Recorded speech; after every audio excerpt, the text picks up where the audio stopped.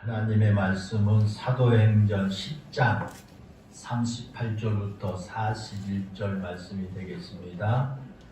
하나님이 나사렛 예수에게 성령과 능력을 기름 붓듯 하셨으며 그가 두루 다니시며 선한 일을 행하시고 마귀에게 눌린 모든 자를 고치셨으니 이는 하나님이 함께 하셨습니다. 우리는 그의 땅과 예루살렘에서 그가 행하신 모든 일의 증인이라. 그를 그들이 나무에다 죽였으나 하나님이 사흘 만에 다시 살리사 나타내시되 41절 시작. 모든 백성에게 하신 것이 아니요 오직 미리 택하신 증인 곧 죽은 자 가운데서 부활하신 후 그를 모시고 음식을 먹는 우리에게 하신 것이라. 아멘. 오늘은 우리 새해는 이렇게 삽시다 라고 하는 제목으로 함께 말씀을 나누고자 합니다. 우리가 잘 아는 이 그리스 신화는 우리 인간의 삶을 보여주는 이야기들로 가득 차 있어서 많은 사람들이 즐겨 읽는 그런 책입니다. 그 그리스 신화에 등장하는 인물들은 대부분 일반적인 우리 인간을 능가한 능력을 가지고 있는 사람들로 그렇게 표현됩니다. 그 책을 읽어보면 우리 인간이 할 수 없는 그런 일들을 하는 그런 내용들이 많이 나오게 되죠. 그와 같이 그리스 신화는 우리 인간의 삶을 너무도 잘 반영해 주고 있어서 옛날부터 수많은 문학가들의 문학 작품과 예술가들의 예술 작품으로 재탄생하기도 했습니다. 그리스 신화가 그렇게 우리의 모습을 반영한다고 하는 것은 어쩌면 우리 인간들이 욕망을 꿈꾸고 있는 것들을 표현하고 있기 때문일 것입니다. 그리고 그리스 신화는 우리에게 그런 꿈들이 결코 우리 인간을 아름답고 복되게 만든 것이 아님을 우리에게 가르쳐 줍니다. 여러분, 오늘 우리에게도 그런 욕망이 있지 않습니까? 여러분 다 욕망을 가지고 있죠? 지금보다 좀 더 큰 능력, 지금보다 좀 더 강한 힘이 나에게 있었으면 좋겠다 라고 하는 생각을 가지고 있지 않습니까? 다 그럴 거예요. 지금보다 나에게 더 큰 능력이나 나에게 더 강한 힘이 있었으면 좋겠다 라고 하는 그런 이제 생각을 가질 것입니다. 솔직히 목사인 저에게도 그런 욕망이 있습니다.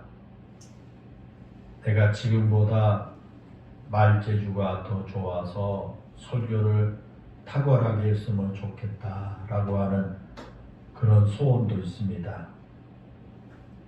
또 우리 성도들의 소식을 들을 때면 종종 하나님께서 나에게 치유의 은사를 주셔서 내가 기도해 주는 사람마다 병이 다 고침을 받았으면 참 좋겠다 라고 하는 생각이 들 때도 한두 번이 아닙니다. 그 밖에도 참으로 많은 욕망들이 있습니다. 그것을 제가 소원이라고 부르지 않고 욕망이라고 부르는 이유가 있습니다. 여러분, 그 이유가 뭘까요? 그게 왜 소원이라고 내가 이야기하지 않고 욕망이라고 이야기할까요?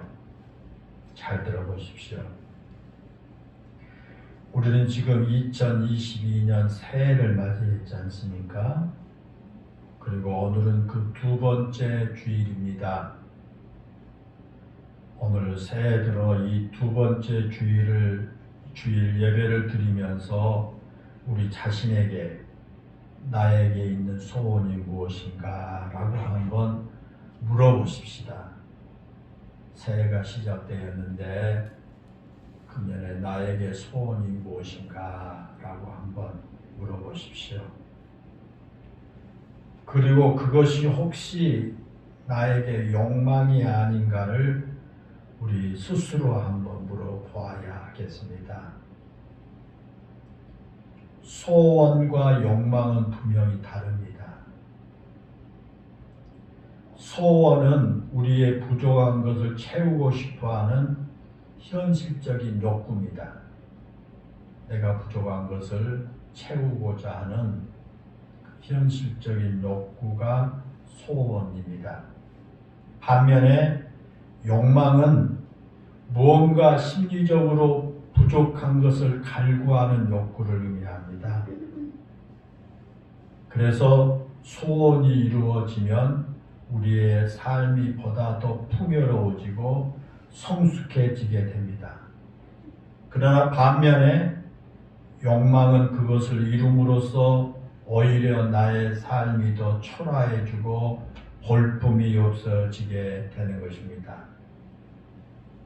그리고 이 소원은 자신이 욕구하는 것을 이루기 위해 부단히 노력하며 그것을 쟁취하여 성숙해지는 반면에 이 욕망은 그것을 가질 만한 인격이나 자격을 갖추지 못한 상태에서 그것을 갖기만을 바라기 때문에 그것을 가지면 가질수록 오히려 인간의 허황됨이 드러날 뿐인 것입니다.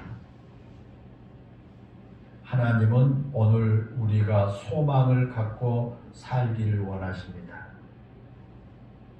우리가 무언가를 바라는 소원을 품고 하나님께 기도하면서 하나님의 도우심을 간구하며 살기를 하나님이 원하십니다. 그리고 우리가 그것을 받을 수 있는 신앙과 인격의 준비가 되면 하나님께서 우리가 기도하는 그 소원과 소망을 반드시 이루어 주시게 될 것입니다. 그런데 우리가 욕망하는 것은 결코 이루어 주시지 않으십니다. 혹시 누군가가 그런 욕망을 이루었다면 그것은 하나님의 은혜가 아니라 오히려 그것이 저주가 될 수도 있습니다. 왜냐하면 욕망은 철저하게 자기 이기심에서 나오는 것이기 때문입니다. 때문에 금년 한 해 우리 영일교회 성도 여러분 모두가 욕망이 아니라 소망을 가지고 살기를 원합니다.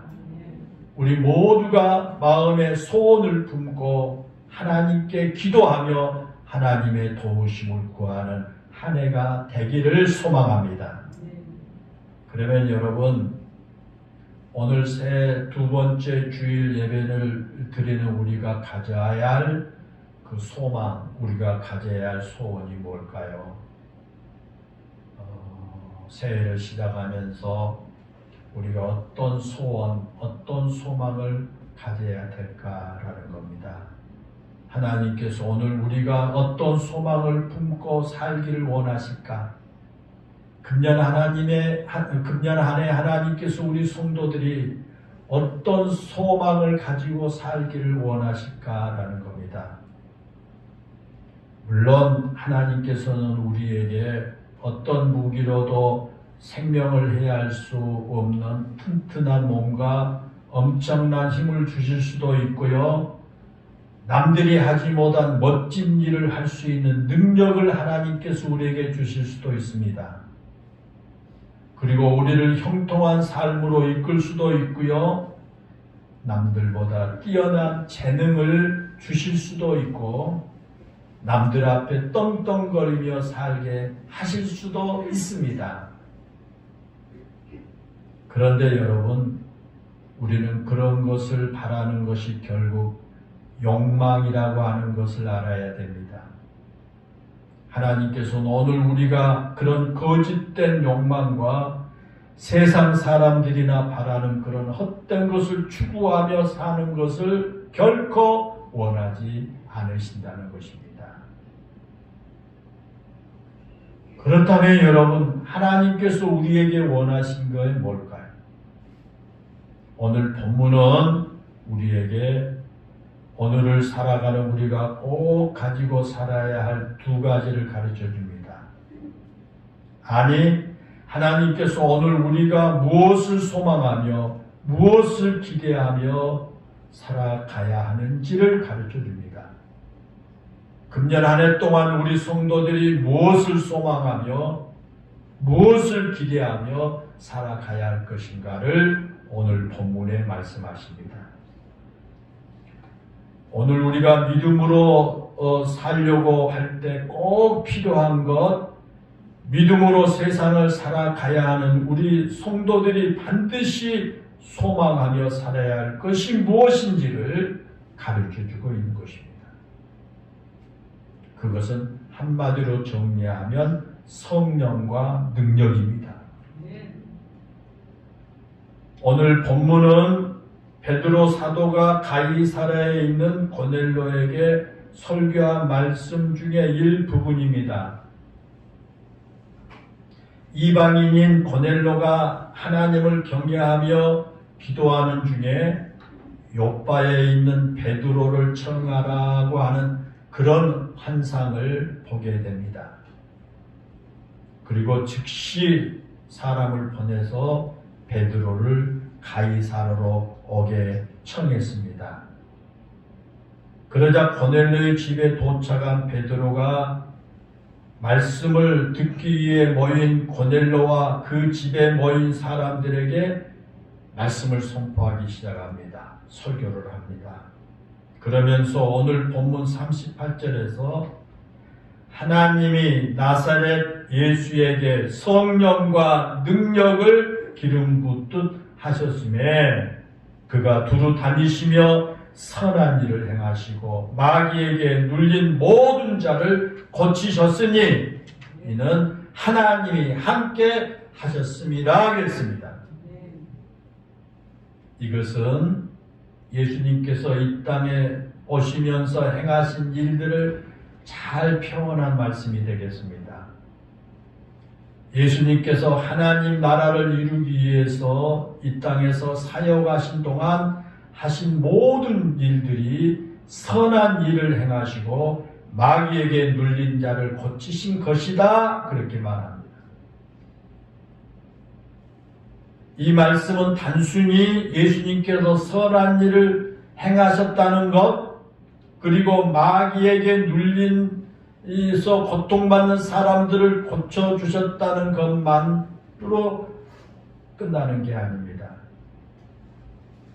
예수님께서 이 땅에 오셔서 행하셨던 모든 일들을 다 표현한 말씀이 되겠습니다. 사랑하는 여러분, 그렇습니다. 예수님께서 이 땅에 오셔서 하나님 나라를 선포하시고 하나님의 뜻을 이루시는 거룩한 삶을 사셨습니다. 그런데 예수님께서 그렇게 살 수 있었던 비결이 무엇이었느냐 하는 거예요. 예수님께서 이 땅에 오셔서 그렇게 하나님 나라를 선포하시고 하나님의 뜻을 이루는 거룩한 삶을 살 수 있었던 비결이 무엇일까? 오늘 본문에서 그 이유를 두 가지로 설명하지 않습니까?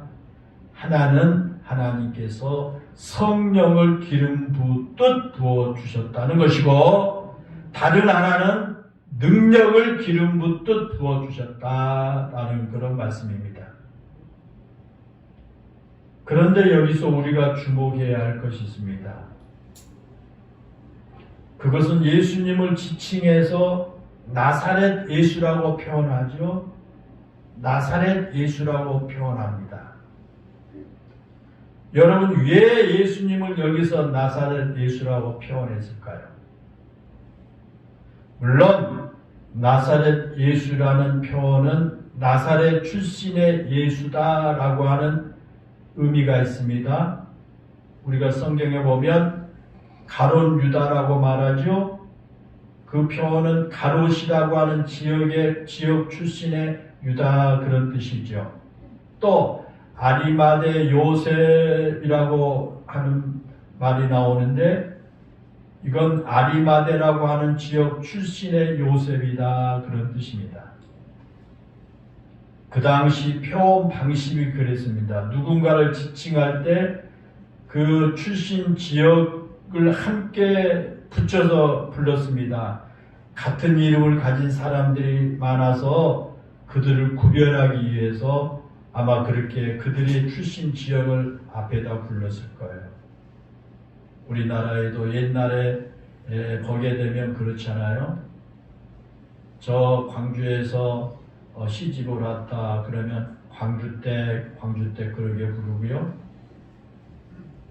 저 원주에서 시집을 온 사람에게 원주댁 그렇게 부르지 않습니까? 이스라엘에서도 그랬어요. 그 출신 지역을 함께 붙여서 불렀습니다. 왜? 같은 이름을 가진 사람들 많기 때문에 구별하기 위해서요.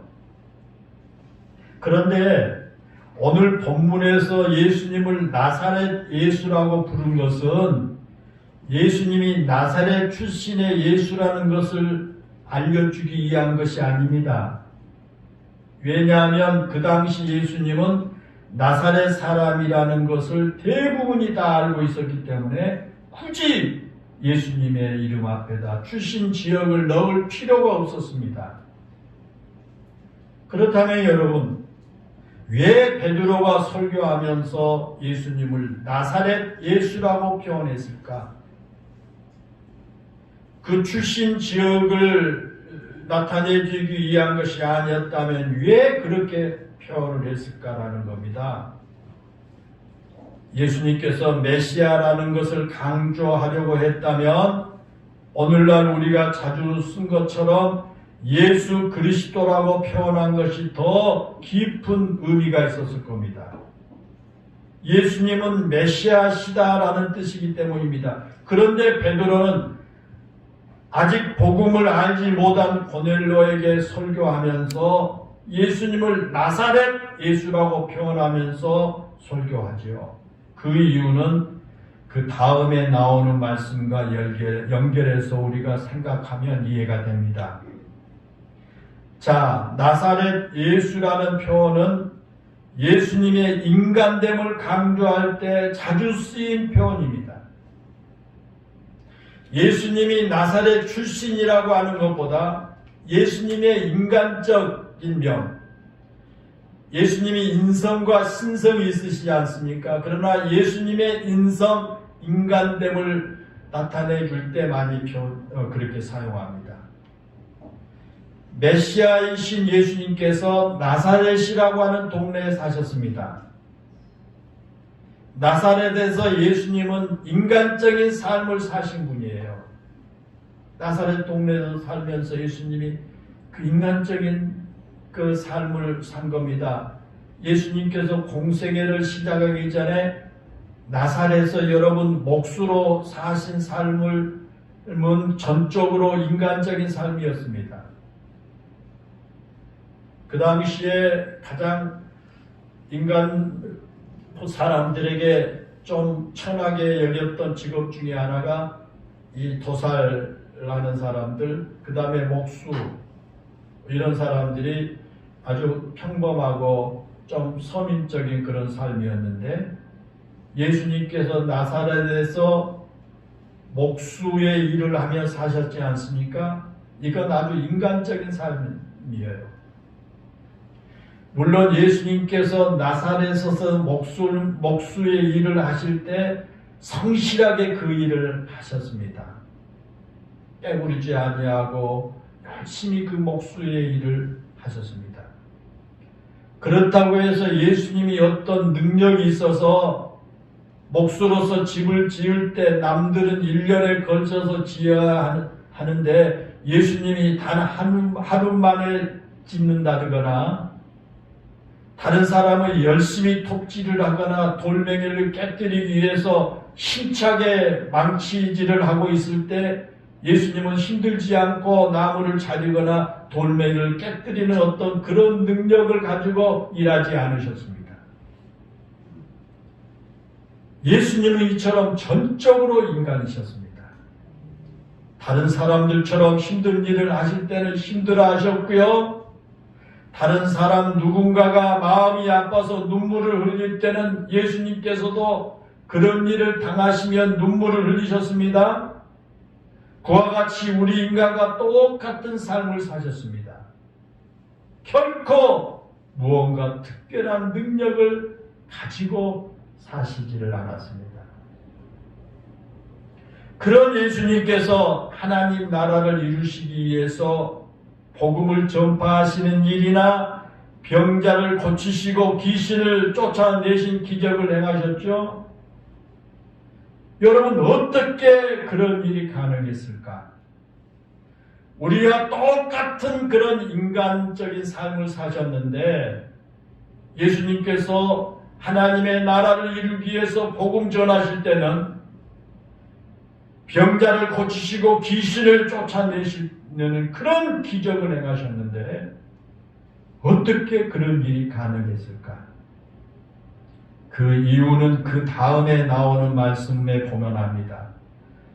하나님께서 예수님께 성령과 능력을 기름 붓듯 부어주셨기 때문이라는 겁니다. 우리 인간과 똑같은 그런 사람이었지만 하나님께서 성령과 능력을 기름 붓듯 부어주셨기 때문에 예수님께서 복음을 전파하신 일이나 병자를 고치시고 귀신을 쫓아내시는 그런 기적을 행하실 수가 있었다라는 겁니다. 다시 말하면 인간인 예수님께서 하나님의 귀한 일을 감당하신 메시아로서의 사명을 감당할 수 있었던 것은 하나님께서 성령과 능력을 부어주셨기 때문이라는 겁니다. 심지어 본문 39절 말씀처럼 십자가에 달려 죽으시며 하나님의 뜻을 이루신 것도, 그리고 40절의 말씀처럼 사흘 만에 부활하신 것도 하나님께서 성령과 능력을 부어주셨기 때문에 가능한 일이었다라는 겁니다. 여러분 이해하시겠습니까? 여기서 성령을 기름 붓듯 하셨다라고 하는 말은 우리가 자주 쓰는 말로 표현한다면 성령으로 충만하셨다고 말이에요. 성령으로 충만하셨다는 겁니다. 그와 같이 예수님께서 성령으로 충만하셔서 자신의 사역을 온전히 이룰 수가 있었습니다. 우리가 잘 아는 것처럼 예수님께서 공생애를 시작하면서 세례 요한에게 세례를 받으시고 물에서 올라오실 때 성령이 비둘기같이 그 위에 임하셨습니다. 그리고 세례를 받으시고 마귀에게 시험을 받으려 광야로 가실 때도 성령으로 충만하셨습니다. 그래서 사도 요한이 예수님의 생애를 기록하면서 요한복음 3장 34절에서 고백하기를 하나님께서 보내신 이는 하나님 말씀을 안하니 이는 하나님의 성령을 한량없이 주심이다 그랬습니다. 여러분 그렇습니다. 예수님은 성령으로 충만했기 때문에 자신의 사역을 온전히 감당할 수가 있었습니다. 그리고 오늘 본문에서도 하나님께서 예수님께 성령을 기름 붓듯 부어주신 것처럼 능력도 기름 붓듯 부어주셨다 그랬습니다. 여러분 예수님께서 기적을 행하신 능력과 그 무리를 거르시는 능력과 또 5개와 물고기 2마리로 5,000명을 먹이시는 기적을 행하신 능력이 어디서 나왔을까요? 앞에서 말씀을 드린 대로 우리와 똑같은 인간이었는데 예수님에게서 어디서 그런 능력을 가져올 수가 있었느냐고 말합니다. 오늘 본문이 거기에 대한 분명한 대답을 해주고 있습니다. 하나님께서 능력을 기름 붓듯 부어주셨다는 겁니다. 나사렛 예수님은 지극히 인간적인 분이셨습니다. 그런데 하나님께서 능력을 기름 붓듯 부어주셨기 때문에 능력 있는 삶을 사셨다는 겁니다. 그리고 그 능력은 십자가를 지는 능력이었습니다.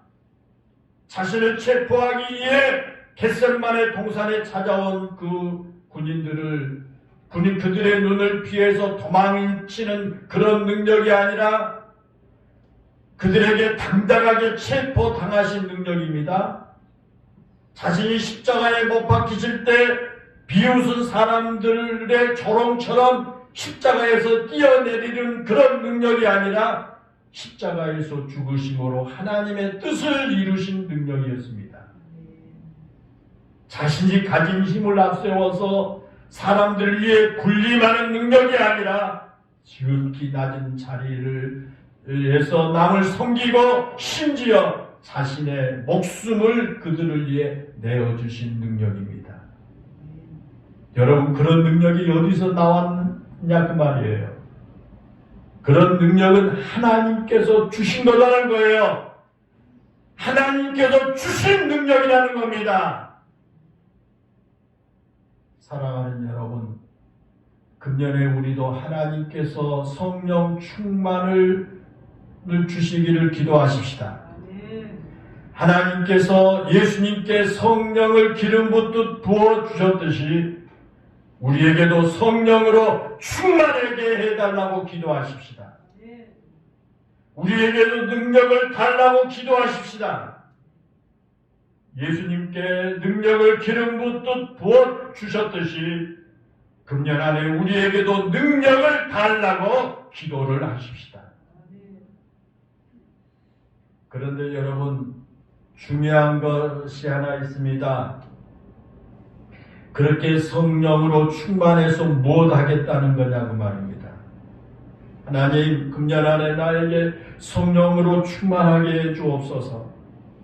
그러면 하나님께서 성령 충만함 주면 내가 그것 가지고 무엇 하겠냐는 거예요. 하나님, 금년 안에 나에게 능력 받아서 내가 무언가를 해야 되는데 하나님이 주신 능력으로 내가 무엇을 하겠다는 겁니까? 우리는 여기에 대한 분명한 대답이 있어야 됩니다. 하나님, 금년에 나에게 성령 충만함 주세요. 하나님, 나에게 하나님 큰 능력 주세요. 하나님께서 그걸 주시면 뭐 하겠다는 겁니까?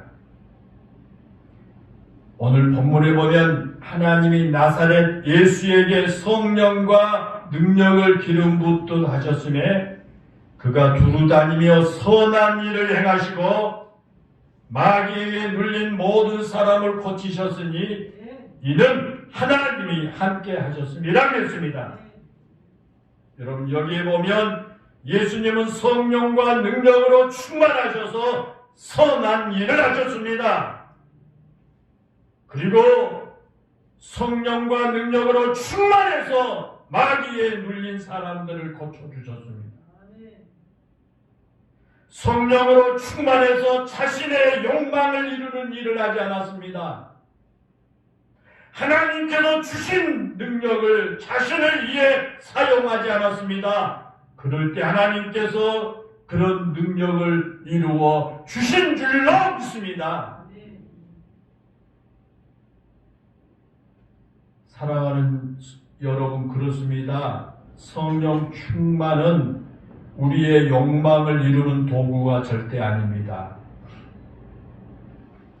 하나님께서 우리에게 능력을 주신 그 이유는요, 우리의 이기적인 욕심을 이루라고 주는 게 아닙니다. 성경에 나타난 성령으로 충만한 사람들의 한결같은 공통점은 결코 개인적인 어떤 욕망이나 이익을 위해서 살지를 않았습니다. 오직 하나님의 영광을 위해서 살았고 하나님의 기쁨이 되기 위해서 살았습니다. 오직 믿음의 길을 걷기 위해 성령으로 충만했습니다. 그래서 성령으로 충만한 사람들은 죽음의 길이라고 할지라도 그것을 믿음의 길이라면 끝까지 그 길을 갔습니다. 때로는 손해를 보고 억울한 일을 당한다고 할지라도 거기서 하나님의 뜻을 이룰 수만 있다면 결코 비켜나지 않고 그 길을 갔습니다. 오늘날 하나님의 능력을 힘입은 우리도 마찬가지입니다. 하나님의 능력이 결코 우리의 욕심을 이루는데 사용하는 것이 아닙니다. 하나님의 능력은 하나님의 뜻을 이루고 하나님의 기쁨이 되는 길을 갈 수 있게 만든 능력이라는 것을 잊어서는 안 됩니다. 하나님, 나에게 성령 충만함 주세요. 나에게 하나님 능력 주세요. 그거 하나님 주시면 뭐 하려고요? 나의 욕망을 이루고 나의 모든 개인의 어떤 삶을 좀 쓰고 싶어요? 하나님, 그런 생각과 그런 사고를 가지고 기도한 사람에게는 결코 하나님의 능력도 성령 충만함도 주시지 않습니다.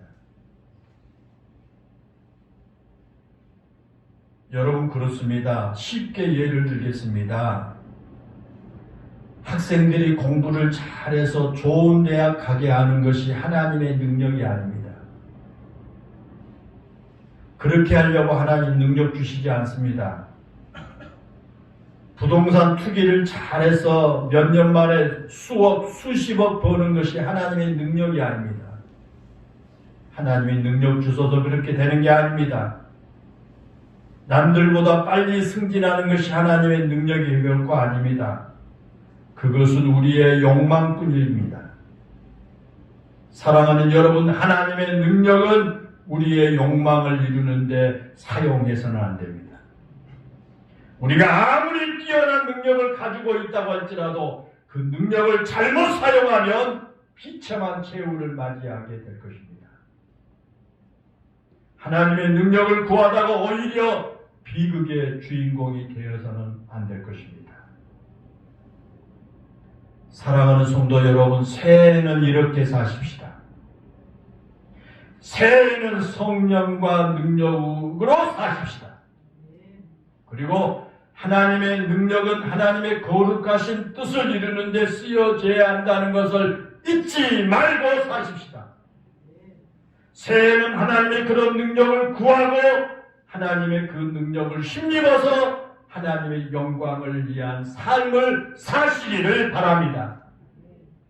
새로 시작하는 2022년 한 해 여러분이 살아가는 모든 삶에 성령의 충만을 강구하며 하나님의 능력을 힘입어 사시기를 바랍니다.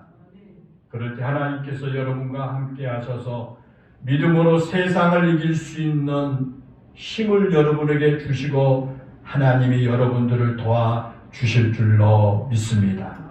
기도하겠습니다. 은혜롭고 감사하신 아버지 하나님, 2022년 새해를 맞이해서 우리 영일교회 모든 성도들이 이 새해를 어떻게 살아가야 할 것인가 한번 생각해 보게 하시고, 우리가 그리스도인으로서 신앙인으로서 하나님이 이 새해에는 오늘 주신 하나님의 말씀처럼 성령과 능력으로 살아갈 수 있게 해 주옵소서. 하나님이 주시는 성령 충만함과 하나님이 주신 능력으로 살아가는 한 해 되기 위해서 마음속에 굳게 소망하며 출발하는 한 해가 되게 해 주옵소서. 우리 하나님께서 주시는 성령 충만함과 하나님이 주시는 능력으로 내 인간의 욕망을 채우는 데 사용하는 것이 아니라 하나님의 거룩한 뜻을 이루며 하나님의 선한 일에 쓰임받기를 원하는 이러한 소망을 가지고 기도하게 하여 주소서. 하나님이 우리 모든 성도들에게 금년 안에 성령으로 충만하게 하시고 저들이 생각하지 못할 큰 능력으로 함께하여 주소서. 하나님께 영광을 돌리고 그런 믿음으로 세상을 이기며 살아갈 수 있는 우리 영일교회 성도들 모두가 되게 해 주시옵소서. 예수님의 이름으로 기도하옵나이다. 아멘.